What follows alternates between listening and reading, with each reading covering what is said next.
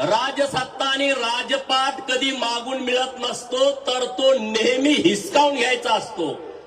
आणि म्हणून जर कुणी आमच्या आरक्षणाला धक्का लावण्याचा विचार करत असेल तर माननीय भुजबळ साहेबांच्या नेतृत्वाखाली या महाराष्ट्रातल्या ओबीसीनी एकत्रित येण्याची गरज आहे. अजून जागृती इतकी नाही मित्रांनो. हा लढा काय भुजबळ साहेबांच्या नेतृत्वासाठी नाही आहे. हा लढा पडळकरांना नेता करण्यासाठी नाही आहे. हा लढा महाराष्ट्रातल्या ओबीसींच्या हक्काचं संरक्षण करण्यासाठी आहे.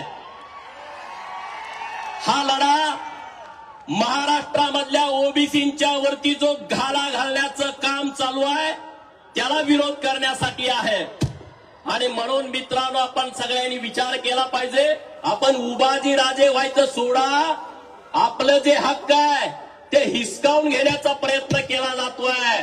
आणि मग आपण जर नुसतं त्याच्याकडे बघत बसलो, मनगट मेल्या माणसासारखं जर आपण वागायला लागलो, तर मित्रांनो तुम्हाला वाचवायला कोणी सुद्धा येणार नाही. म्हणून आता कुठलीही भीती मनात ठेवू नका. ह्यो काय म्हणाल, त्यो काय म्हणाल, आमका काय म्हणाल, तमका काय म्हणाल. अरे आपण लोकशाहीच्या राज्यामध्ये राहतो आणि त्यामुळं अशा कुठल्याही दादागिरीला भीक न घालता माननीय भुजबळ साहेबांनी जो लढा उभा केलाय त्या लढ्याच्या पाठीमाग गाव गाड्यातल्या सगळ्या ओबीसीनी एकत्रित आला पाहिजे. येणार की नाही येणार? हात सगळे वर करून सांगा, भुजबळ साहेबांच्या पाठीमागे येणार की नाही येणार? येणार की नाही येणार? माझ्या मीडियाने एकटा भुजबळ नाही आहे, आम्ही सगळे त्यांच्या पाठीमाग ठामपणे उभे आहोत. हे महाराष्ट्राला चित्र कळू द्या.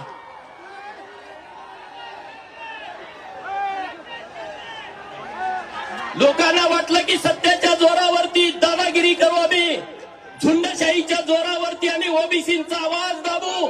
अरे ओबीसीचा आवाज तुम्ही दाबू शकत नाही. आज ओबीसींना तुम्ही त्रास देण्याची भूमिका घेताय. हाच ओबीसी तुम्हाला तुमची जागा दाखवल्याशिवाय राहणार नाही. मित्रांनो, पहिल्यांदा घडतंय असं नाहीये. उपोषण करून एखाद्याचे हक्क हिरावणे, उपोषण करून त्यांच्या अधिकारापासून त्यांना वंचित ठेवणे.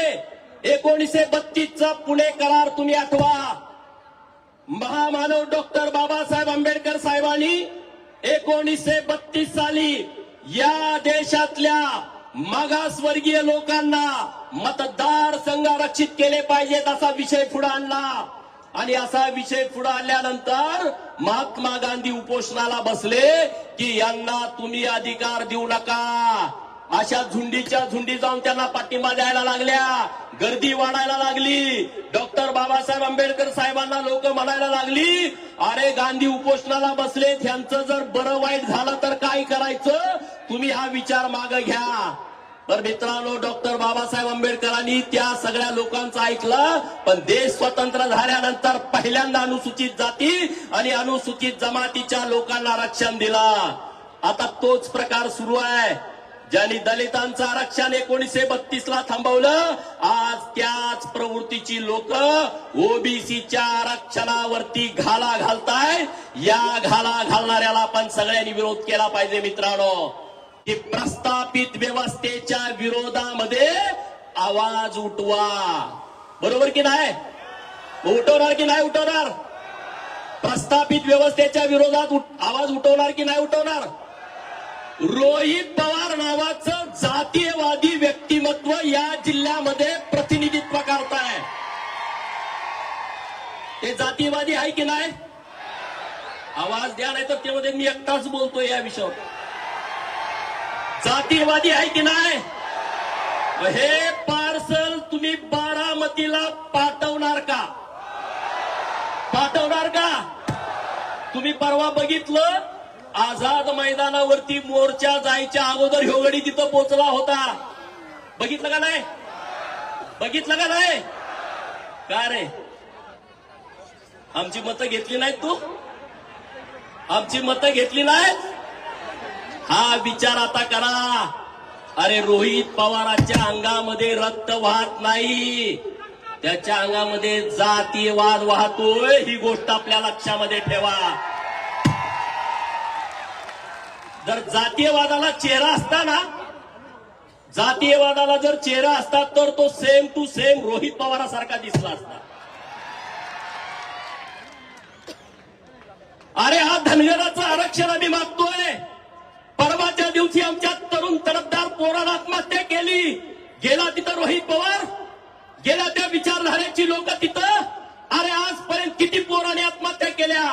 जतमध्ये बिरुदेव खर्जेने आत्महत्या केली मागच्या 2 महिन्यापूर्वी. गेला तिथं कोण?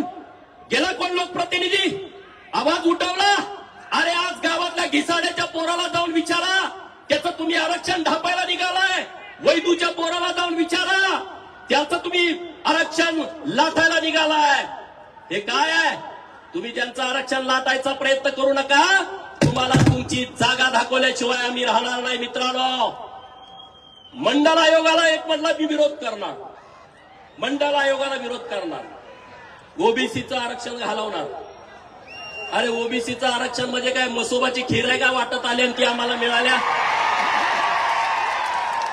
होय, कुणीतरी यावं म्हणावं ओबीसीचं आरक्षण आम्ही काढून घेणार.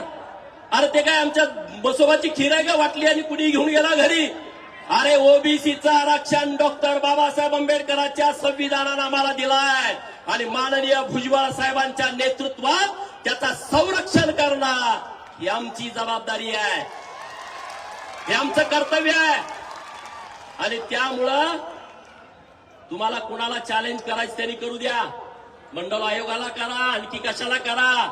तुम्ही आज आमच्या सरपंच पदावरती डोळा ठेवलाय, तुम्ही आमच्या पंचायत समितीवरती डोळा ठेवलाय, तुम्ही आमच्या जिल्हा परिषद सदस्य पदावरती डोळा ठेवलाय, नगरपालिकेच्या महानगरपालिकेच्या नगरसेवक पदावरती डोळा ठेवलाय, महापौर, जिल्हा परिषदचा अध्यक्ष, पंचायत समितीचा सभापती यावर तुम्ही डोळा ठेवलाय. पण लक्षात ठेवा, तुम्ही आमची सरपंची घ्याल, आम्ही तुमची आमदारकी घेऊ. तुम्ही आमचं नगरसेवक पद घ्याल, आम्ही तुमची खासदारकी खेचून घेऊ का नाही? अरे कर्पूरी ठाकूर बिहारचे माजी मुख्यमंत्री, त्याने ओबीसीचा मोठा प्रयोग केला होता. त्यांनी सत्ता ताब्यात घेतली होती. काल परवा त्यांना नरेंद्र मोदी साहेबांनी भारत रत्न पुरस्कार दिला, जो आपला ओबीसीचा नेता होता. त्यांचा आदर्श या महाराष्ट्रातल्या पोरांनी घेतला पाहिजे. भुजबळ साहेबांनी त्यांच्यासोबत काम केलंय त्या काळामध्ये मित्रांनो. आता हे नवीन सगळे सोयरे, नवीन शब्द आला, सगळे सोयरे. अगोदर सगळी गणवागणवी सुरू होती. बोगस कागदपत्र काढून पैसे खेचून आधीच सर्टिफिकेट कुणबीची घेतली जात होती. आता ते शपथपत्र देणार. ज्यानं खोटं पहिला दाखला काढलाय खाडखोड करून, तो दुसऱ्याला शपथपत्र देणार की हा माझा पाहुणा आहे. मग तो शपथपत्रावरती पुन्हा कुणबी होणार, मग तो पुन्हा दाखला देणार. म्हणजे उंदराला मांजर साक्ष. बरोबर ना? उंदराला मांजर साक्ष. त्यात एक असा उल्लेख केला, सजातीय. अरे हे नुसतं ओबीसीच्या आरक्षणावरती हातोडा मारत नाहीत, संविधानाचा ढाचा जेसीबी लावून उद्ध्वस्त केला जातोय. सजातीय. अरे जातीचं निर्मूलन झालं पाहिजे म्हणून आंतरजातीय विवाहाला संविधान प्रोत्साहन देतं. गावात आंतरजातीय विवाह झाल्यावर 50,000 रुपये अनुदान मिळतं का नाही? भांडी मिळते. कारण संविधानामध्ये आहे की जात मोडीत काढा, म्हणजे तुम्ही आंतरजातीय विवाह करा. हा जो मसुदा काढलाय ना, त्यामध्ये आंतरजातीय विवाहाच्या बाबतीत काहीच लिहिलं नाही. सगळे सोयरे हा गोलमाल विषय आहे. महाराष्ट्र सरकारनं सगळ्यात मोठी घोडचूक केली की ही अधिसूचना काढली आहे, मसुदा काढलाय. ही सगळ्यात मोठी घोडचूक आहे आणि म्हणून तुम्ही या सगळ्या गोष्टीला विरोध केला पाहिजे. याच्यामध्ये स्पष्टता नाही आहे. याचा अगोदरच गैरवापर होत होता. आता तर चोरीनं प्रमाणपत्र काढणाऱ्या लोकांना सरकारनं अधिकृत करायचा प्रयत्न केला जातोय आणि म्हणून या सगळ्या विषयावरती आपली भूमिका ठाम असायला पाहिजे मित्रांनो. मी काय उदाहरणं देणार आहे. आज राज्यामध्ये परवा स्टेटमेंट दिलं, की मराठवाड्यातला सगळा मराठा हा मराठा राहणार नाही, तो कुणबी होणार. तुम्ही स्टेटमेंट बघितलं का टीव्हीवरती? मराठवाड्यातला सगळा मराठा राहणार नाही, तर तो कुणबी होणार. का? तर सगळे सोयरे हे नवीन अधिसूचना आल्या त्यानुसार.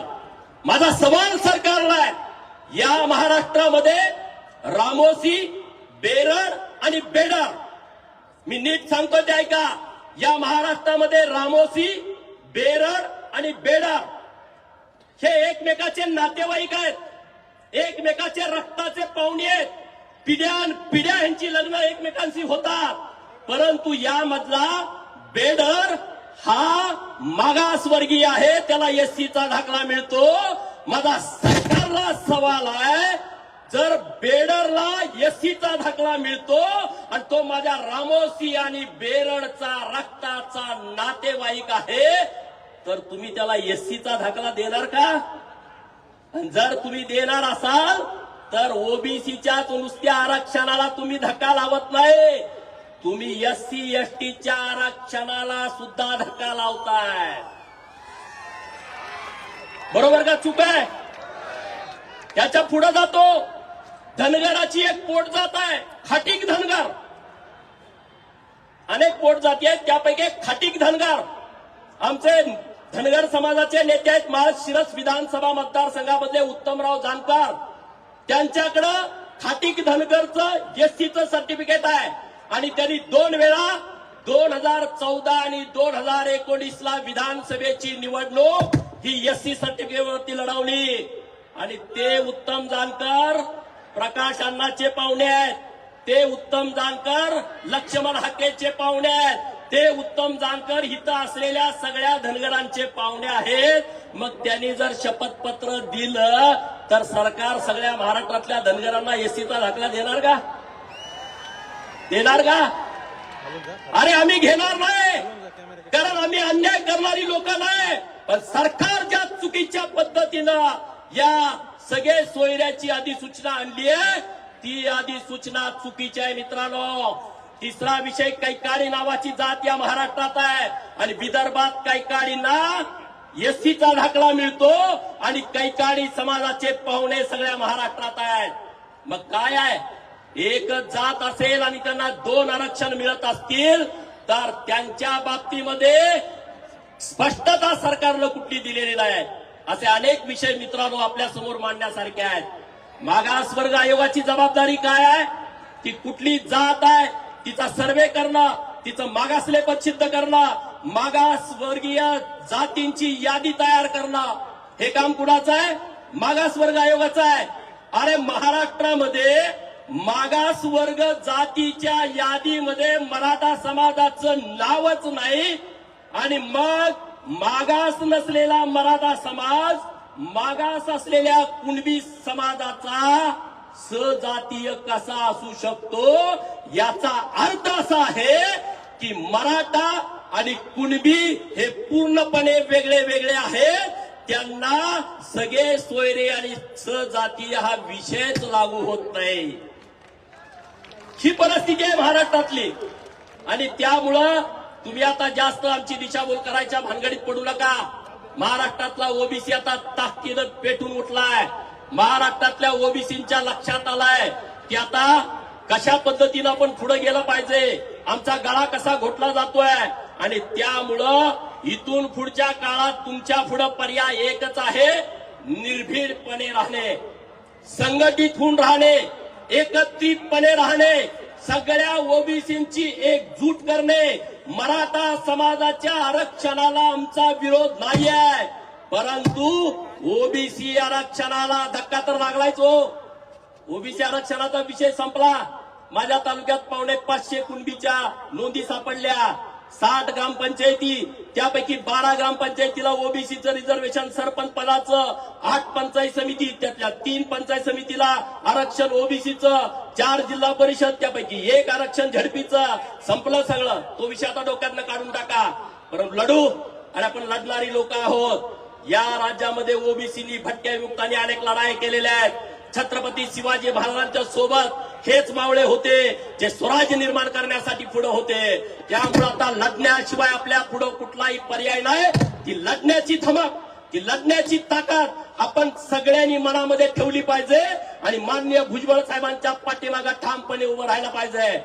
भुजबळ साहेबांच्या वरती कुणी बोलला, तुम्ही लगेच व्हिडिओ करून त्याला उत्तर दिलं पाहिजे. मित्रांनो, आपल्याला लोकशाहीनं करायचं आहे. आपण काही दादागिरी करत नाही. आपण संविधान मानणारे, कायदा मानणारे, लोकशाहीच्या आपण देशामध्ये राहतो. आपल्याला दादागिरी करायची गरज नाही. पण जर कोणी दादागिरी करण्याची भाषा करत असेल तर त्याला उत्तर देण्याचं कर्तव्य आणि जबाबदारी आपली आहे आणि ते कर्तव्य आपण सगळेजण पार पाडू. ओबीसी वरती जो अडचणीचा विषय यायला लागलाय तो जर दूर करायचा असेल तर संघटनेशिवाय पर्याय नाही, एकत्रित येण्याशिवाय पर्याय नाही. आज तुमचं खरं तर कौतुक आहे की भुजबळ साहेबांच्या स्वागताला इतक्या मोठ्या संख्येनं तुम्ही उपस्थित राहिला.